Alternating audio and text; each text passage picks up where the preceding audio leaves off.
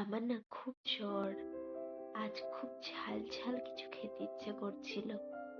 বাবা বাজার থেকে শঙ্কর মাছ নিয়ে এসেছে। তাই ভাবলাম শঙ্কর মাছটাকে ঝাল ঝাল করে রান্না করি। আদা, রসুন, পেঁয়াজ, জিরে, গোলমরিচ সমস্তটা বেটে তার মধ্যে হলুদ আর লঙ্কার গুঁড়ো দিয়ে পরিমাণ মতো নুন দিয়ে ভেজে রাখা শঙ্কর মাছগুলো দিয়ে দেবো। আর একটা অনেক বড় শঙ্কর মাছের তেল এনেছে। আমার শঙ্কর মাছের তেল খেতে ভীষণ ভালো লাগে।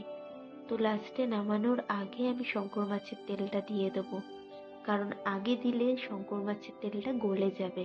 তাই নামানোর আগেই দেবো এবং কিছুটা ফুটিয়ে নেব।